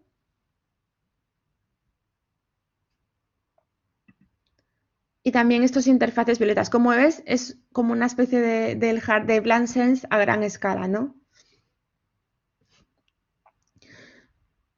Y bueno, Matadero hizo el año pasado, el verano de 2019, hicieron una exposición con todos los proyectos que se habían generado en torno a esta problemática de la isla de Calorca en el patio de Matadero. Y lo que hicimos nosotros fue simplificar la estrella, hacer una maqueta escalada, ahí veis una figura humana en negro, porque lo que queríamos mostrar en la exposición no era tanto el acabado final en esa escala, sino que ya teníamos maquetas más chiquititas en las que se veía el acabado final, sino queríamos hacer esa maqueta grande para mostrar el funcionamiento del sensor. Ahí las plantas están conectadas a sensores, en las pantallas del fondo se pueden ver las gráficas que van cambiando dependiendo de lo que las plantas están percibiendo y en el primer plano veis un interface que la gente podía tocar y percibir a través de él los cambios en las plantas. Aquí veis un detalle de la pantalla donde estábamos visualizando todas a tiempo real. Este es uno de los sensores que ideamos para esta pieza en Matadero. Y bueno, teníamos unas gafas de realidad virtual para poder ver mejor esa propuesta en el patio de Matadero, ¿no? Ya con un diseño más acabado, no un diseño simplificado que teníamos aquí de la maqueta, sino un diseño más acabado que visteis anteriormente de esas estrellas, esos tentáculos y esas interfaces que proponíamos para el patio.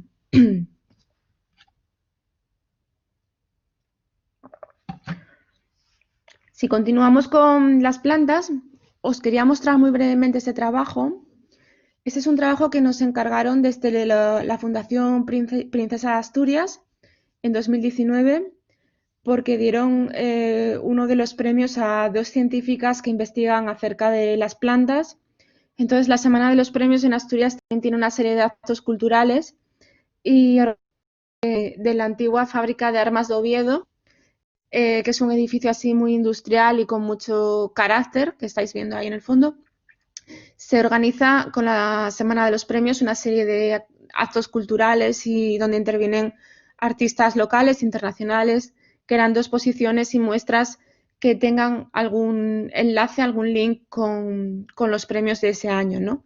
Entonces, ese año, como se había dado premios a dos científicas que investigan acerca de las plantas y bueno, cómo producir más oxígeno con las plantas y una serie de cosas, nos llamaron para crear un jardín, en este caso, pues parecido a The Plant Sense y parecido a lo que habíamos propuesto para Matadero Madrid, pero escalado a la fábrica de armas, que en este caso fue un jardín de unos 300 metros cuadrados, donde una vez más lo que hicimos fue conectar sensores a las plantas y en este caso no estaban conectados entre sí, no actuaban como un gran cerebro como en el caso de PlantSense, sino que aquí cada uno de los sensores, cada uno de los objetos estaba conectado a una planta, ¿no? Si estabas en el jardín podías seguir los cables y podías ver cuál de las plantas estaba haciendo que ahí pasara algo.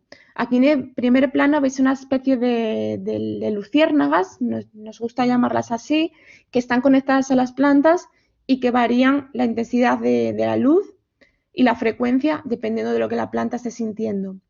Luego también teníamos una serie de altavoces que emitían sonidos dependiendo de la planta a la que estuviera conectada, interface violetas una vez más y unos tentáculos, en este caso unas esculturas con un único tentáculo que se movía dependiendo de la planta a la que estuviera conectada.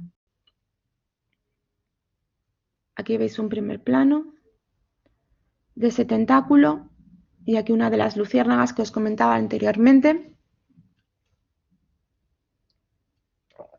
Y bueno, lo que se nos planteó en este jardín enorme también es que querían que tuviera una parte didáctica, ¿no?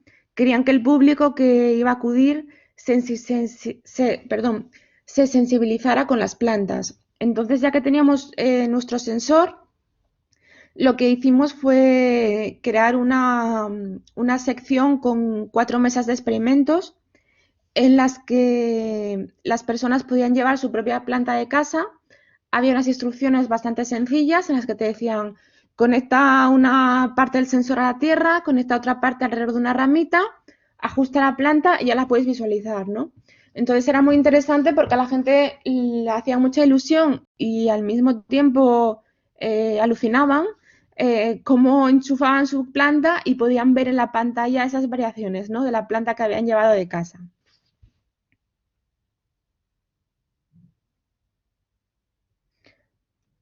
Vale, ya para finalizar, quería hablaros del proyecto, del último proyecto que acabamos de finalizar, Alberto y yo, que es Beyond Human Perception. Pero antes de hablaros de ese proyecto, quería introduciros muy brevemente cómo surge. Y es que el año pasado, en 2019, en verano, nos invitan en la Oslo Met de la Universidad de Oslo, nos invitan a hacer una pequeña residencia artística de 3 semanas en las que nos dejan herramientas del laboratorio de inteligencia artificial. Bueno, en la Oslo Met tienen un proyecto muy interesante que se llama el FELT Project, Futures of Living Technologies, que fue dentro del marco del proyecto en el que fuimos invitados. Este FELT Project surge de la Facultad de Artes y de la Facultad de Informática. Juntos crean un laboratorio que lo llaman FELT Project y dentro de este laboratorio ahora están invitando a más artistas, pero fuimos los afortunados primeros artistas en desarrollar una residencia allí.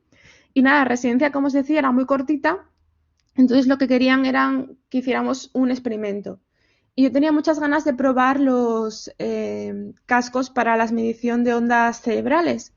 Entonces dijimos, bueno, vamos a hacer un experimento colocando un casco que tenían allí a una persona y colocando uno de nuestros sensores en una planta, haciendo que la persona interactúe con la planta y viendo a ver qué pasa, ¿no? Era simplemente observar qué pasaba, por curiosidad. ¿Cuál fue nuestra sorpresa?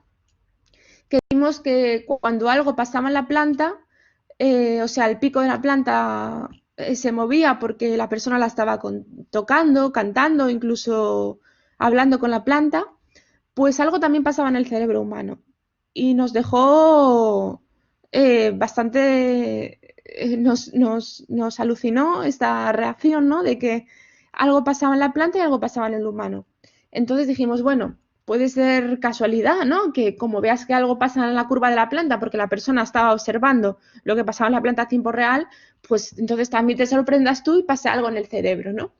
Entonces dijimos, bueno, esto tenemos que ir un paso más allá, tenemos que continuar investigando acerca de esto. Y entonces fue como surge el proyecto que acabamos de finalizar ahora, que es Beyond Human Perception. Tuvimos la suerte de hacer este proyecto con una residencia IMAP, una residencia de la Red Europea de Centros que trabajan con arte y tecnología. Fue una residencia bastante peculiar porque en marzo de este año teníamos que haber ido a Croacia, a Dubrovnik, a desarrollar este trabajo durante 2 meses. Sin embargo, ya teníamos los billetes y la estancia y todo, y coincidió con el confinamiento. Entonces, desde Container, que es el centro de arte que aloja esta residencia, Container está en Croacia, pero aunque nosotros íbamos a ir perdón, Container está en Zagreb, nosotros íbamos a ir a Dubrovnik a un laboratorio de arte y ciencia que trabaja con Container, pero desde Zagreb, pues bueno, como no se pudo llevar a cabo este viaje y esta investigación, nos propusieron hacer la residencia de modo virtual. Fue una residencia bastante peculiar porque lo que teníamos eran reuniones semanales por Skype para hablar de nuestro progreso y además coincidió en las primeras semanas de confinamiento más estricto, en las que ni siquiera podíamos venir a nuestro estudio. Nosotros vivimos en Gijón a 10 minutos caminando del estudio, pero no podíamos venir al estudio a trabajar, teníamos que trabajar en casa. Entonces también se transformó ese modo de trabajo, porque nuestro trabajo suele ser mucho de ensayo y error. Tenemos impresoras 3D, entonces enseguida abocetamos algo, lo imprimimos, vemos, Buah, por aquí no, cambiamos esto, cambiamos lo otro, pero tuvimos que trabajar en casa durante bastantes semanas, entonces estuvimos trabajando en el ordenador, haciendo nuestros 3Ds, sin poder imprimir esas pruebas, modificando un poco por las nuevas circunstancias esos procesos de trabajo y creando esas estructuras. Bueno, creo que se me fue la olla y nos dije cuál era el objetivo principal de Beyond Human Perception, que después del experimento de Oslo, lo que queríamos era exponer las plantas y los humanos a un estímulo común, pero sin interacción entre ellos, para de algún modo medir qué pasaba en ambos seres o qué pasa en ambos seres cuando son expuestos, en este caso, a música en directo. Entonces, bueno, la música en directo tampoco podía ser posible por el confinamiento, entonces nos dedicamos a trabajar en esos objetos que iban a formar parte de esa acción. Es decir, los sensores para las plantas por un lado y los medidores de ondas cerebrales por otro lado para las personas. Esto que estáis viendo es el diseño de los sensores para los contenedores, para los sensores para las plantas. En este caso optamos por un diseño más orgánico, otra vez con 3D, ahí dentro va toda la electrónica. Aquí están los sensores ya acabados. Veis que aquí en el centro está uno de los sensores abierto en 2 partes con imanes para poder ajustarlo o programarlo si hace falta. Ahí se ve el Arduino. Y por otro lado, el diseño de ese casco hecho en 3D para poder medir las ondas cerebrales. Bueno, en el casco, bueno, trabajamos una vez más con 3D, como podéis ver. En el casco sí que utilizamos una electrónica ya hecha, que está en código abierto, que se llama OpenBCI, para la medición de ondas EEG. Y diseñamos toda la estructura del casco donde integramos esa electrónica Y bueno, creamos nuestros propios sensores para colocar en la cabeza porque los que tienen son así bastante duros y tienes que apretarlos con un imán y son bastante incómodos. Y utilizamos en este caso una espuma conductora que mojamos con una solución salina y la pegamos en la cabeza, la aproximamos en la cabeza y nos permite medir esta actividad cerebral. Y bueno, como veis antes, este es el resultado final. Y aquí en la parte de atrás de la chaqueta de la persona, pues ponemos la electrónica. Parece que está ahí pegada, pero lo que tiene son imanes, como veis anteriormente en Environment 3, que nos permite por la parte de atrás de la chaqueta, pues adherir esa electrónica y para que le moleste lo menos posible a la persona durante la acción. Bueno, estuvimos trabajando un montón durante el confinamiento en casa en desarrollar, diseñar todas estas partes y cuando ya se pudo hacer reuniones de personas, fuimos a Laboral a grabar la acción con las plantas y con los humanos. Seguíamos teniendo las reuniones semanales con Container, pero bueno, como Laboral, nosotros vivimos aquí en Gijón y Laboral está en Gijón y está dentro de la red de centros de arte y tecnología de Europa, pues a Container le pareció genial que pudiéramos colaborar con ellos una vez más para llevar a cabo este proyecto. Y lo que hicimos fue buscar una serie de voluntarios. Buscamos grupos de 4 personas que se disponían a escuchar la música en directo, tocada por 3 músicos que estaban improvisando música y nuestras 6 plantas que también estaban escuchando la música en directo. Bueno, esta fue la escenografía que montamos. Aquí podéis ver a las personas con los cascos puestos, con la electrónica a la espalda, los 3 músicos y nuestras plantas conectadas. Si os fijáis por ahí, se ven los contenedores blancos que llevan la electrónica. Y os voy a poner un breve vídeo. Perdón, os voy a explicar antes. Bueno, aquí este experimento fue muy interesante porque, bueno, nosotros teníamos la confianza o esperanza de que algo interesante pasara, pero hasta que pasó toda la acción no pudimos ver los datos porque nos dedicamos durante la acción a grabar los datos.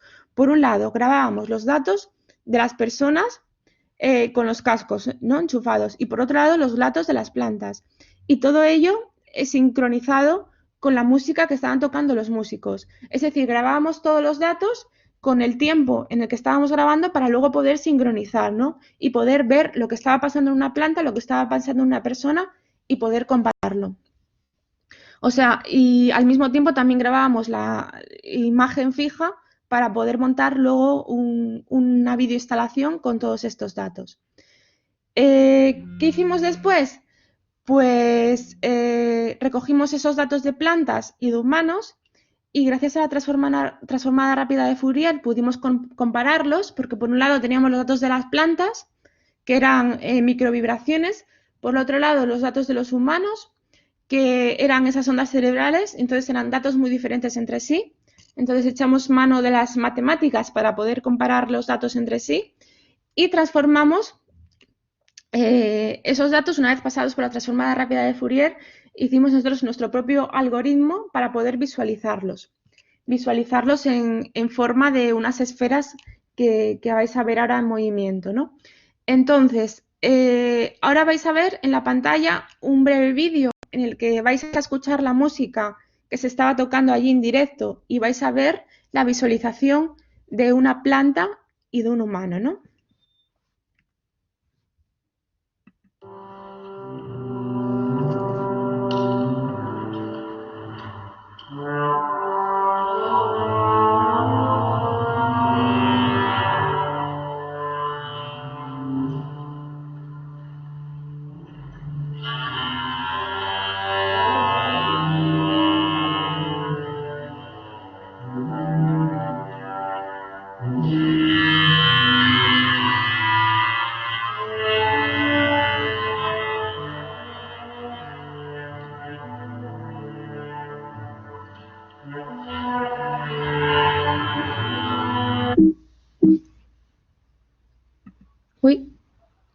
Se me saltó el vídeo por algún motivo.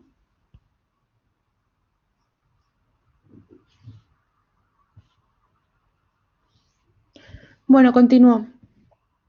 Bueno, como veis, aquí tengo un detalle. En la parte izquierda está la planta y en la parte derecha está el humano.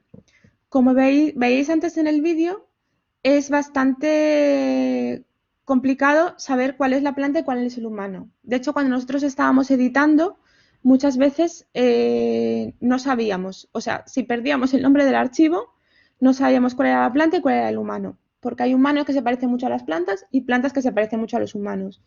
Y quizá una de las cosas más interesantes a las que llegamos con este proyecto es que a lo mejor no somos tan diferentes las plantas de los humanos, ¿no? Bueno, este es un detalle de una de las plantas. Vale, y voy a salir de la presentación. Este era el último proyecto que os quería mostrar. Creo que quedan unos minutos, así que si tenéis alguna pregunta, comentario, cualquier cosa sobre alguno de los proyectos, pues aquí estoy para contestaros. Bueno, en primer lugar,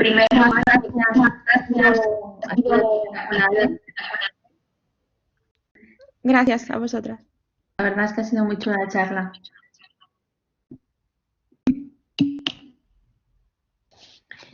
A mí lo que pasa es que se me ocurren muchas preguntas técnicas, pero como que no. Por el tema, sobre todo, de lo que has estado explicando al final del EG, ¿sabes? Sí. Entiendo que, ¿vale? Que evidentemente no nos podemos poner en temas tan técnicos, pero realmente me ha llamado mucho la curiosidad con lo que has acabado, ¿no? Que has dicho que no somos tan diferentes. Has hablado de que has aplicado la FFT, la transformada rápida de Fourier, y al final solamente un poco, ¿vale? Para intentar entender un poco mejor al final cómo lo habéis mostrado. ¿Os habéis focalizado en armónicos o en frecuencias para intentar comparar? En frecuencias. Vale. La verdad que sí. Yo te respondo, pero realmente me gustaría que si vas a hacer preguntas técnicas de este proyecto, Sí, lo pudieras hablar con Alberto, porque es la parte más... Sí. Porque nosotros estuvimos trabajando en nuestro laboratorio durante bastante tiempo para medir las emociones en humanos con, bueno, el proyecto que tú decías de OpenBCI. Nosotros utilizamos un software comercial, el Emotiv, que he visto que la chica al principio había una que lo llevaba, ¿verdad? Sí, es que fue el que utilizamos en Oslo, sí. ¿Verdad? Y bueno, la parte bueno de Emotiv es que ya tiene un software hecho y de alguna manera puedes sacar ahí muchísimos datos. Sí, la verdad que el Emotiv fue mucho más sencillo de utilizar. Nos empeñamos en el OpenBCI porque era open source, pero nos dio muchos problemas por el camino. Y también por el tema del presupuesto, porque queríamos 4 dispositivos y con el OpenBCI, con el Emotiv era imposible llegar a 4 con el presupuesto que teníamos. Exacto. No, y otra cosa, así detalles técnicos, disculpa, pero a cada uno acaba de tirar al monte. El tema de la solución salina, porque nosotros, por ejemplo, con el Emotiv teníamos problemas con eso. Primero con la gente, por ejemplo, que tenía mucho pelo, ¿vale? Luego teníamos problemas con el tema de la solución salina. Y un poco, ¿cómo solucionasteis todo eso con OpenBCI? Pues al final utilizamos agua con sal hecho en casa. Sí. Y además, bueno, tuvimos que hacerlo en estos tiempos de pandemia, teníamos que desinfectar el casco cada vez que se lo ponía a otra persona. Cambiamos, y utilizamos una espuma que os comentaba, que es una espuma conductora. Entonces lo que hacíamos era tener en un recipiente ya preparada la espuma empapada en agua con sal y directamente poníamos unos nuevos para cada persona y desechábamos los anteriores. Vale. Claro, pues vaya trabajo, tío, ¿no? Que quiero decir que era laborioso, entonces. Sí. Y luego eso nos llevaba unos minutos que la gente que tenía mucho pelo, pues buscara ahí el punto de contacto. Vale. Eso te quería preguntar porque para nosotros fuera a veces un ¿verdad? Sobre todo con las chicas que tienen más pelo, y si tenían mucho pelo, era un drama. Vale, vale. Una cosa que se me olvidó mencionar antes fue que para este experimento también contamos con una profesional que hace yoga, que les hacía 10 minutos de relajación a las personas antes de escuchar la música. ¿Cuál fue nuestro error? Porque, bueno, queríamos que tuvieran la mente relajada y que se centraran en la música, ¿no? Nuestro error fue que hacían la relajación y luego teníamos que ponerles el casco. Entonces ahí ya los estresábamos completamente porque ahí Claro, dando la claro. cabeza que si lo volvemos a repetir, les ponemos el casco y luego que se relajen. Claro, vale, vale, vale. No, pero bueno, la intención era buena. Sí. Vale, muchas gracias porque lo siento María, yo te monopolizaría y solo preguntaría yo. Nada, Así tranquila. que tienen que preguntarte ellos. María, yo quería hacer un apunte. Bueno, primero que todo, muchas gracias por compartir tu proceso, vuestro proceso, ¿vale? Con el equipo y sobre todo también por mostrarnos estos procesos tan transversales e interdisciplinares, ¿no? En el sentido de que, lo has dicho muy bien, cada vez que os planteáis un reto, pues quizás tenéis que buscar de profesionales para trabajar de forma transversal, ¿no? Y esto nosotros trabajamos mucho con Edgar Morin, con la idea de la transdisciplinariedad o la transversalidad, ¿no? Estamos en un momento que desde una sola disciplina no se pueden abordar los problemas, ¿no?, que nos plantea la sociedad. Por tanto, te doy las gracias por ello, ¿no? Y entonces aprovecharía, claro, igual que Rosa, pues se va a su campo, pues yo me voy un poco al mío, ¿no? En este sentido. Y aprovecharía con el último proyecto que has comentado, esa comparación entre lo humano y las plantas, y quizás no seamos tan distintos. Me quedaría con una cosa que has comentado antes, creo que era con el proyecto que soplabais la planta, no me el clorofila 3.0. Sí. Sí. Que comentabais que, claro, llegaba un momento que no sabíais si la planta sentía placer o sentía o estrés, otra cosa. Lo digo como apunte y para problematizar un poco lo que estamos haciendo nosotros. Hay un par de grupos de maestros, mis alumnos de maestros, que están buscando toda esta relación con la naturaleza, ¿no? Lo humano con la naturaleza. Y entonces estamos todos, no, estos dos grupos más específicamente, pero todos estamos con lo del metro cuadrado y les pedimos que narren, que hagan narraciones, el non-human narration, non-human narrative, ¿no? Es decir, ponerte en el papel de la planta o ponerte en el papel del insecto que encuentres en la naturaleza, ¿no? Y entonces lo que nos está pasando, que ha sido el primer paso que han hecho los alumnos, es que tendemos a humanizar la naturaleza. Es decir, a pensar que la naturaleza se comporta como nosotros. Y claro, cuando has dicho la palabra, si siente, ¿qué siente, no? La palabra esta que has dicho, ¿no? De si placer y tal, no sabemos nuestro placer, si es el placer suyo, ¿no? Entonces, a mí me gusta mucho una cosa que trabajamos con profesores de Brasil, que son biólogos, son científicos y se cuestionan toda la formación docente, ¿no?, en relación a cómo establecemos esta relación con la naturaleza. La palabra afecta, ¿cómo me afecta a mí? ¿Cómo afecta al otro? ¿No? La teoría de los afectos de Deleuze, ¿no?, en este sentido, esta idea de cómo me atraviesa, cómo me afecta, ¿no? Entonces sí que para poder hacer puente con los estudiantes de magisterio, quería hacer esta puntualización de que me parece interesantísimo hacer estas comparativas entre human y non-human en este sentido y que quizás no estemos tan alejados, para también aprender a no humanizar lo non-human, ¿no? En este sentido, nosotros estamos en este punto ahora, ¿no?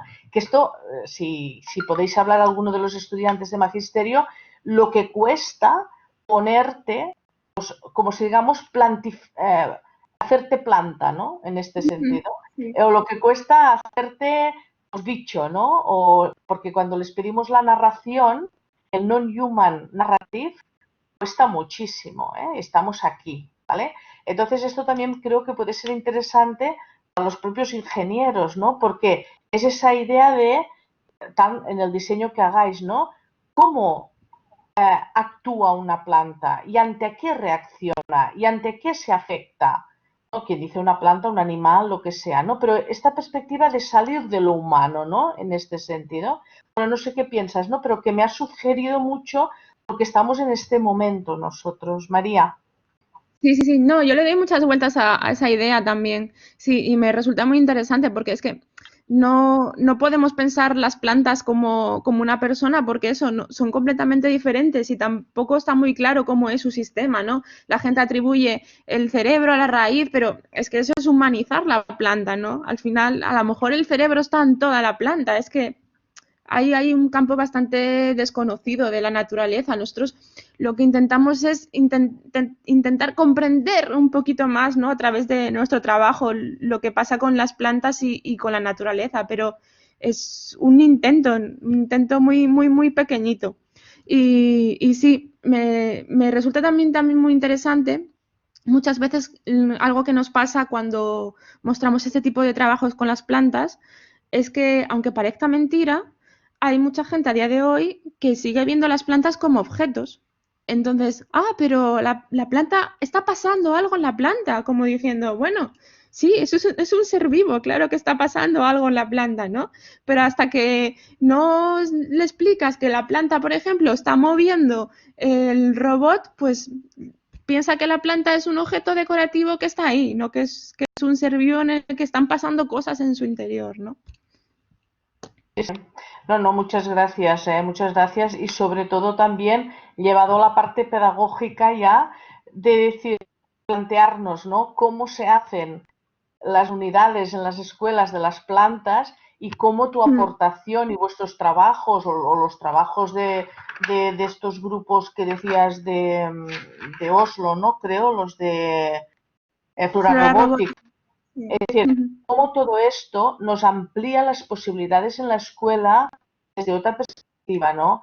Pero también toda esta parte también de planteamiento ético, ¿no? Me ha gustado mucho cuando has dicho que Flora Robótica lo que hacía era manipular a las plantas a su gusto, ¿no? Y entonces vosotros en el proyecto dijisteis, no, vamos a ver qué va a hacer la planta en este sentido. Sí, sí. Y esto creo que es interesante, el cambio, ¿no? de visión, ¿no? En este sentido. Sí. No sé si yo invito a los estudiantes a que puedan decir alguna cosa. María, yo solo quería, solo un minutito, felicitarte porque me ha parecido muy, muy interesante. Me apasiona todo este campo y creo que has hecho un gran trabajo y felicitarte. Muchas gracias. Gracias.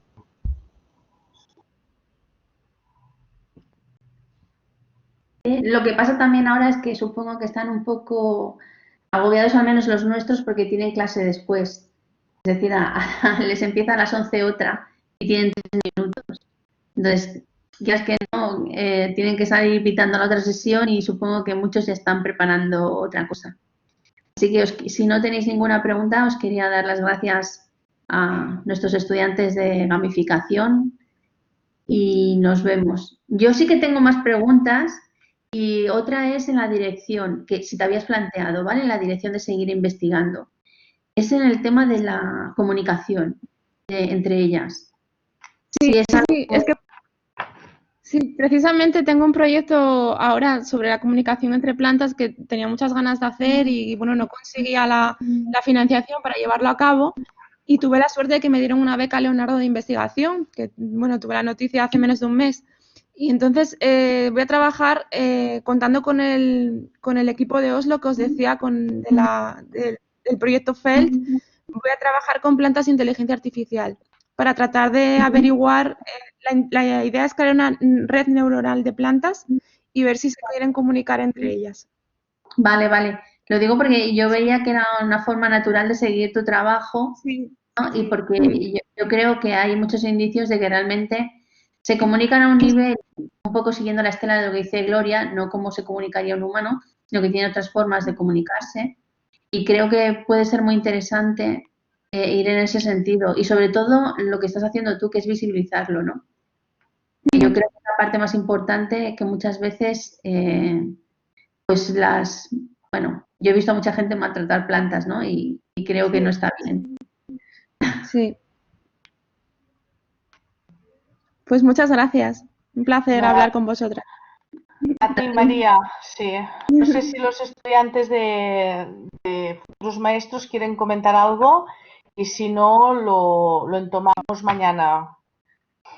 No sé si queréis decir alguna cosa o y si no, pues mañana a las 8 tenemos clase, entomamos lo que ha pasado hoy. Tenéis ahora a María aquí, si queréis preguntar alguna cosa.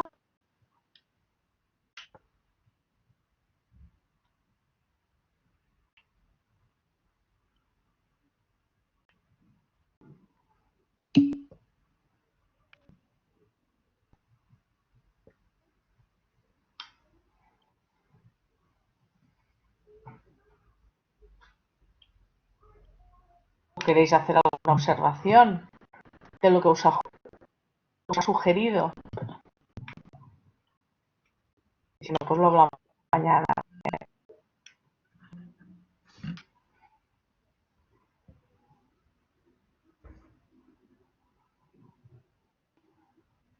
Bueno, pues lo dejamos aquí, Rosa, María y Mercé. Sí, sí, perfecto. Darte de Muchas nuevo gracias. las gracias, María, por todo. Vale. Nos ha encantado, de verdad. Igualmente, Gracias. María, muchas gracias, ¿eh? Venga, Chao, chao. adeu. Hola. Adeu, adeu. Chao.